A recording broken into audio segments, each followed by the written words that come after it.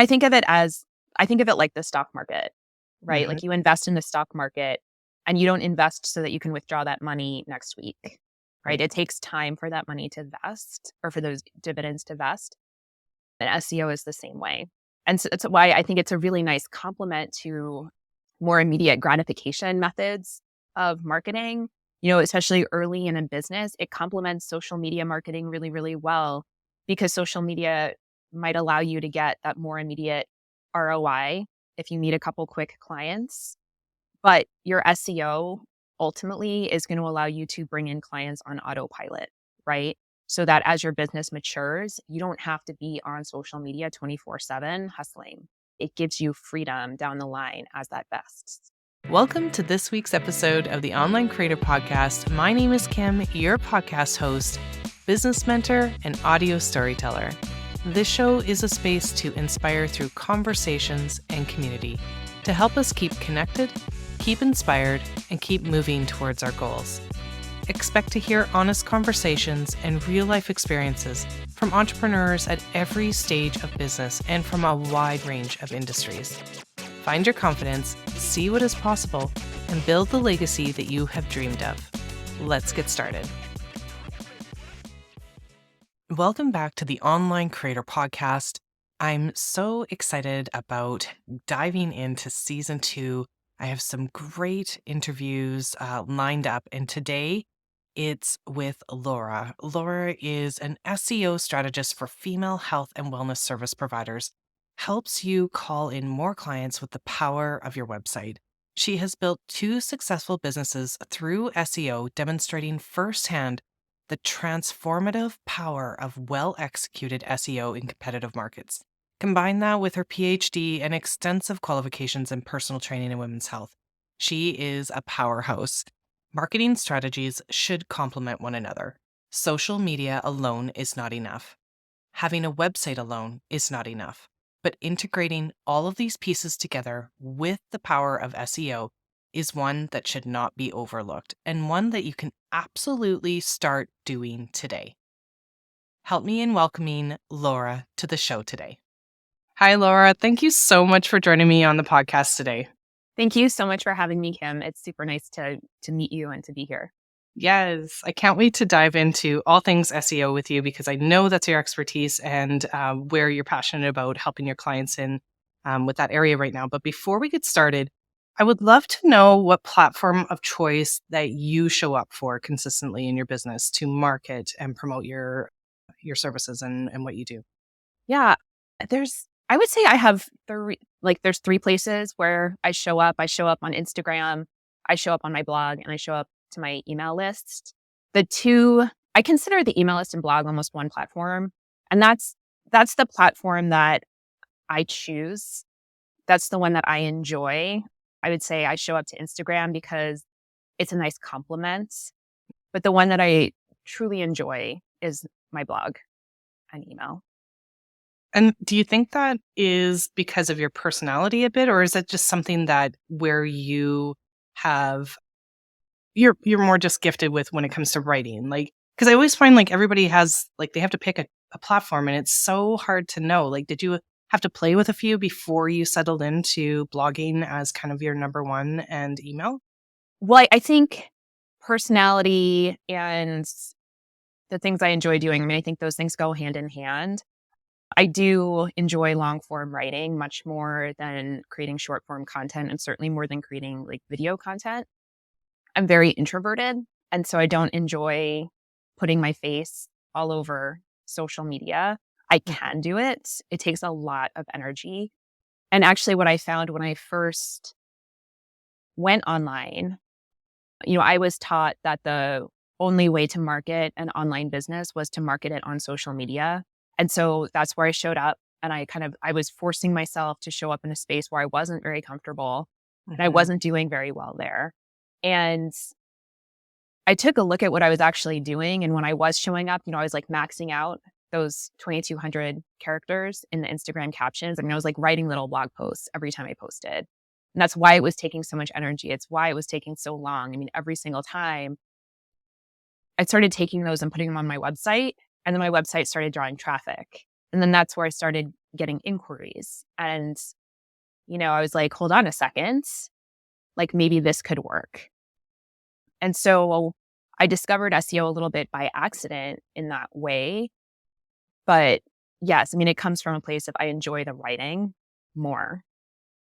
And this gives me a way to do it and to spend a little bit less time on the socials.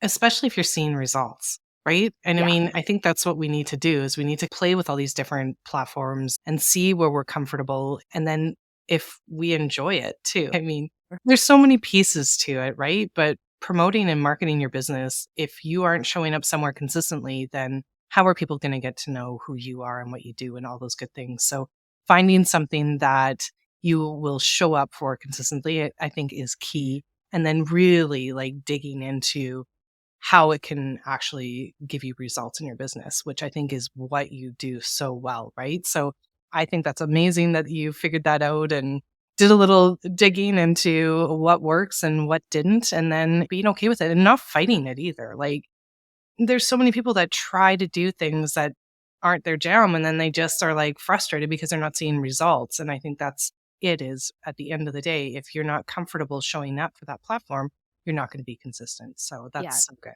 And I really do think that there is kind of this paradigm in the online business world that social media is the way Yeah. to get clients and the way to grow your audience. And there are other ways, right? And I think if people take one thing from this podcast episode, like let that be it, that there are multiple ways to run an online business and you do have a choice in the platform that you choose and the way that you choose to market. Yes. No, I love that. What do you, let's dig into SEO. First of all, what are the main things that you wish people knew about SEO to be, just even to start this conversation? Okay. The first one is that they can do it, right? I think there is a misconception that SEO is a beast, right? Hmm. That it is like so technical and so complicated and that you've got to just be this like tech wizard in order to be able to do it. But I think that SEO is like anything else, right? You can pick the low hanging fruits or you can dive really deep and you can go for the really technical stuff. And for anyone who's already built their website or is on social media creating videos and reels and like in Canva making all these beautiful graphics.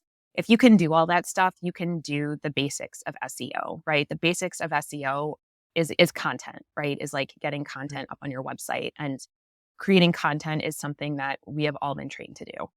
So that is something that I really wish people knew is that they really can do it, that they can start with just some basics and they can make a lot of progress with that.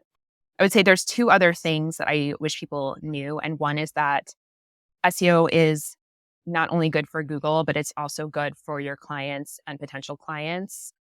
The stuff that you do to your website for SEO also creates a more professional looking website and a better functioning website.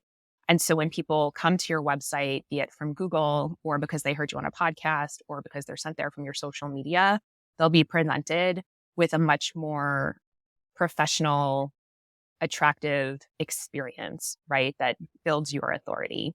So there's a lot of reasons to do SEO in addition to just optimizing for search engines. Yes, absolutely. Are there some things that you have seen in working with clients that have held them back from, implementing or doing it in a better way or in a different way? I mean, I think the thing that I see the most is that people just don't start, right? Like they think it's Yeah. so technical and so they don't do anything. And, in reality, doing it's so I come from a fitness background, right? And it's like in fitness or in SEO, it's like doing something is always better than doing nothing. For folks that are not doing anything with their SEO yet, the number one thing I tell them to do is to stop producing disposable content. So if they're producing content for their social media, put it on your website also, right? Take it, put it in your blog, right? Just start putting content on your website because you're creating it already. I think I've seen and heard that so much just in January here alone is the repurposing piece, right? Yeah. And being smarter. When I start working with a client too, we start looking at what they already have. And we actually have a lot. Most of us have Yeah. a ton of stuff that we have already poured our heart and soul into, created great value, but we're just not tapping in and utilizing it the best way that we possibly can. And I think that's what we should be doing. I mean, there's a lot of us out here that are either solopreneurs still or small teams, and Mhm. we're trying to do all the things, but we're actually not really doing any of it in the best or most streamlined way that we can. It is overwhelming, right? So, if we were telling somebody today, what are some basic just starters? They have the good content, they know who their ideal audience is.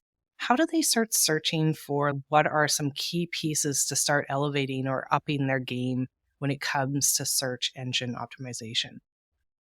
Let's maybe even dig into like websites specifically. If they have a website already, they have great content, but maybe they haven't started blogging yet or like elaborating or creating some more long form. If they decided to pull some of that great value that they have over on social media, put it onto their website so that they can drive more traffic there, what would be some key things that you would tell them to get started today? Sure. So again, my first piece of advice is always to just start posting stuff. So taking the Yeah. Instagram content or the Facebook content, moving it over to the website. But then the second piece would be optimizing with keywords. So trying to think of how your ideal clients would actually be searching for that information. Like what words are your ideal clients typing into the Google search bar that's going to lead them to that content? And so that process is a little bit different if we're talking about getting them to say your services page versus your blog page.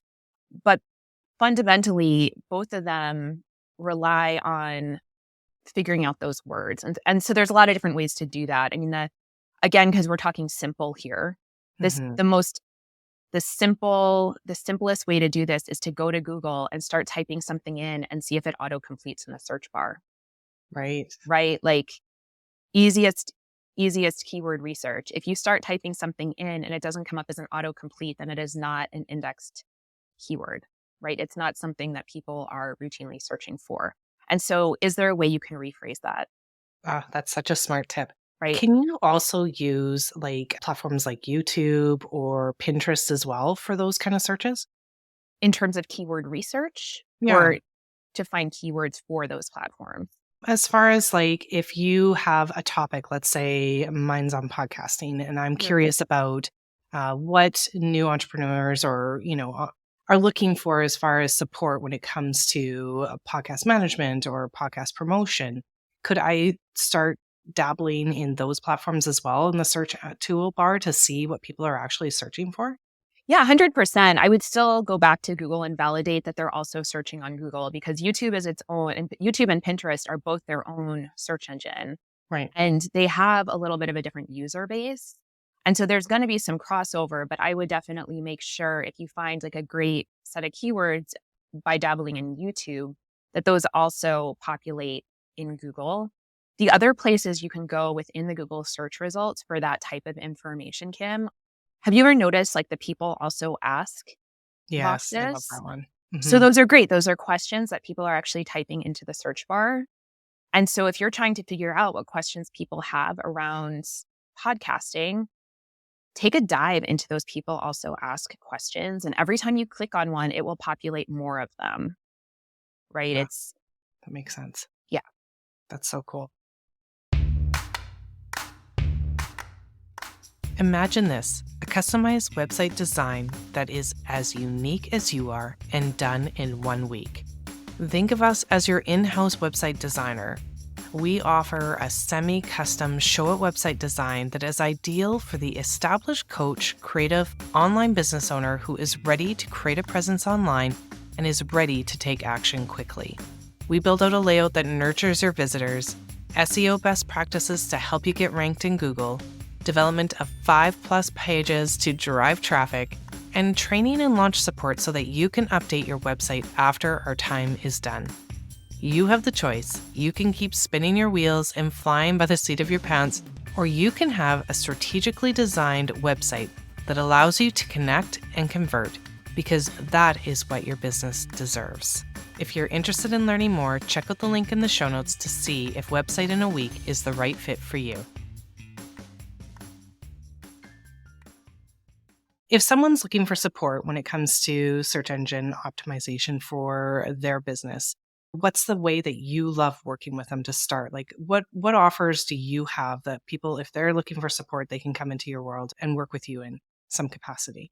Yeah, I have 3 main ways that I work with folks. So I have a DIY, a done with you, and a done for you option. And I would say the most common entry point is the DIY, which is an SEO site audit and strategy call. And so that's where I go behind the scenes and take a really deep dive into somebody's website and their online visibility Hmm. and look at what's working, what's not working, what they can do to get more traffic from Google. And then I put that all into a document and we get on a call together and I walk them through a strategy for increasing their traffic. And they go take those recommendations and work on them. I have a done with you option, which is that plus 6 months of support. So electronic support plus Zoom calls to help them actually implement and like help them with some of the technical skills to do some of that work.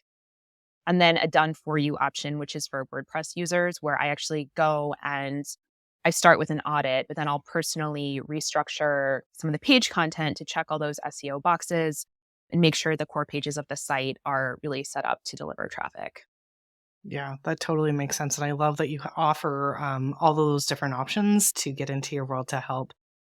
I could totally see somebody starting with that first offer, that strategy piece, and diving in and then being like, okay, how do I know in a few months or in a few weeks? What do you actually even recommend to if someone takes that initial step with you, works with you, and how many weeks do I know that this is all this stuff that we implemented is actually working? Do you suggest giving it Google some time to establish your authority again, to index you differently? How many weeks do you wait?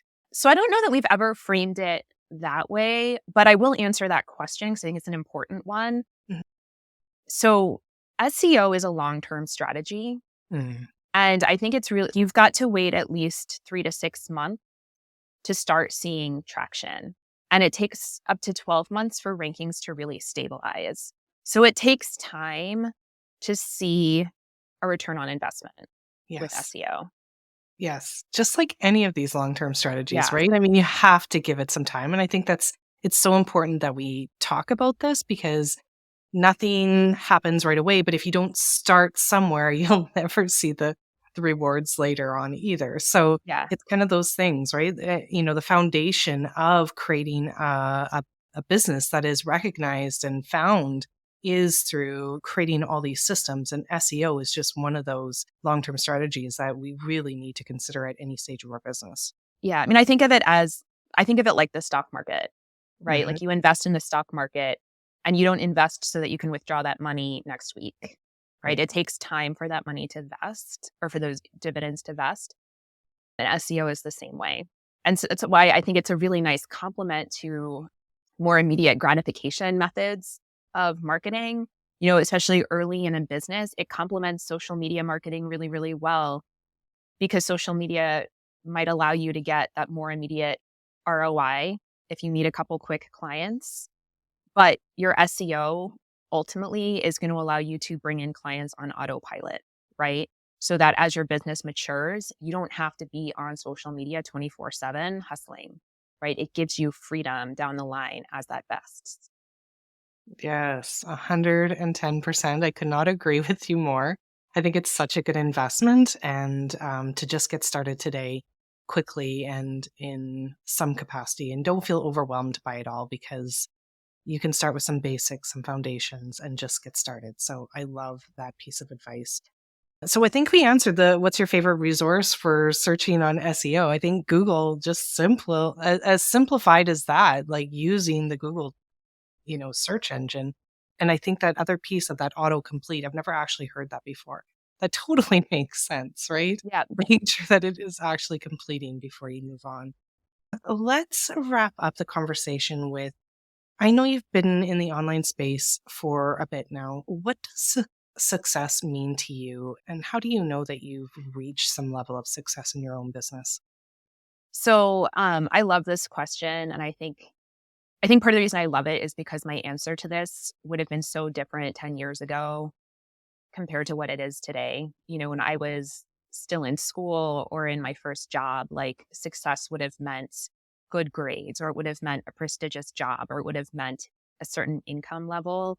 And I Yeah. think given, some challenges I've had with my health over the past few years, the challenges we've had in the world over the past few years, like my definition has changed so much.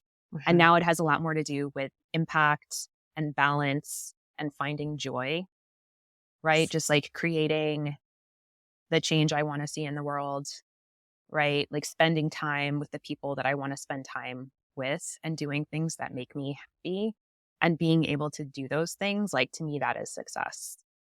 And a follow-up question for that. Has there been anything that you can pinpoint that has helped you reach that level of success in your words? What have you been able to work with the clients that you've worked with and have some time freedom and all those good things? Yeah. So a couple things again. I mean, I think one, there's like a personality aspect, like grit and perseverance. I don't give up when I do something. And so that does allow me to hang in during the ebbs and flows of online business, and especially in like those first 5 years where Mhm. stuff is so uncertain, just hanging on, right? And just showing up every day. I think that the most impactful thing though has probably been intentional investment and finding great mentors. Yes. I have worked with some really amazing business coaches, business mentors within some really wonderful business masterminds, and just not reinventing the wheel, learning from other people, like being humble, learning from other people's experiences, creating a network and Mm, working within that network. All the like people, maybe I would distill it down to that. It's people, right? It's the people the people you meet along the way or that I've met along the way that have really helped me out the most. yes. I think that also comes with like age as well.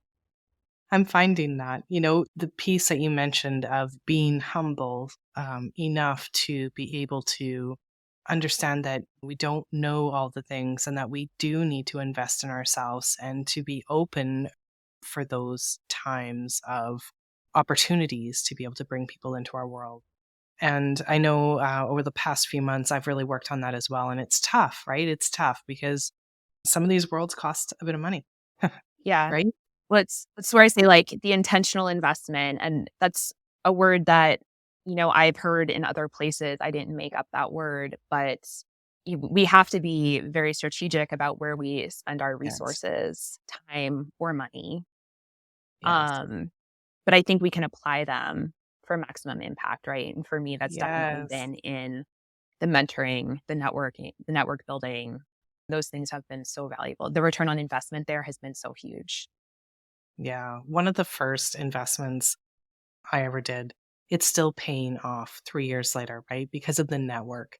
I was lucky enough to do a little bit of research before I did that intentional invest. And I think that's probably key to all of this as well, right? Is telling people to take the time, don't be rushed into purchasing a membership or an offer or mentorship or whatever that looks like that you're looking at.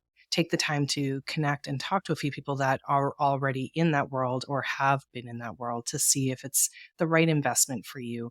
I have made some mistakes for sure over the past few years, but then there's been some amazing opportunities. And I think that's what you alluded to. We're in the people business, it's about human connection at the end of the Yep. day. So I think the more that we can network in communities that are aligned with the same values as us, the quicker we will be in growing and scaling our business and finding new ways and new opportunities. So I love that you gave that piece of advice. And I'm definitely taking that to heart as well this as I go into this next year as well. So is there anything that I missed that you would like the opportunity to speak on in regards to what you do in your world and all that good stuff? Because I know we went over things pretty quickly and SEO is a big, it's, it's a big topic. Yeah. I mean, I guess I would just leave people with the idea that, you know, you have to, like, all these marketing strategies complement one another. Mhm. Like social media alone is not enough. Having website alone is not enough. We need Yes. to integrate all these pieces. And SEO is one that's often overlooked, but it's one that you can absolutely do. And it's a long term investment in your future.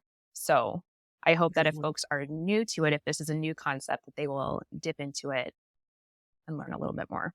Yes, I 100% agree. Do not get overwhelmed with something that you don't know.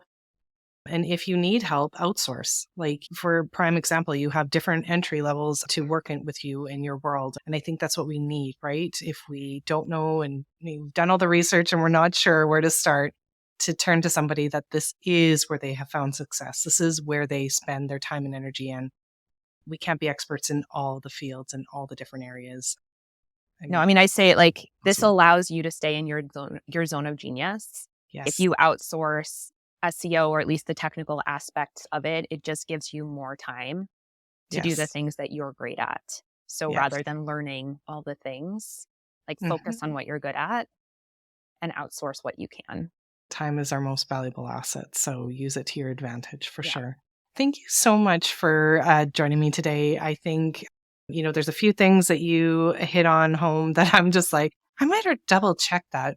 I also think it's really interesting to be aware of what your analytics are in the back end of your website. Don't be afraid of that piece as well, Yeah. because that will show you, like, in a few weeks, in a few months, the traffic that's coming to your site and to the different pages, and show you and give you some guiding points of what you're doing in the background may be working, right? So don't be afraid to do some of those analytics and some of that research, because it's Yep. key to being able to market ourselves better in 2024. So thanks Yep. again. Yeah, absolutely. Thanks again for tuning into this week's episode of the Online Creator Podcast. If you haven't subscribed to the show yet, please do so on your favorite media player. And come check us out over on YouTube, where you have full access to our episodes on video there. You can check out the important links mentioned in today's episode in the show notes, and please join the conversation over on Instagram at May and James Co. I'll see you next week.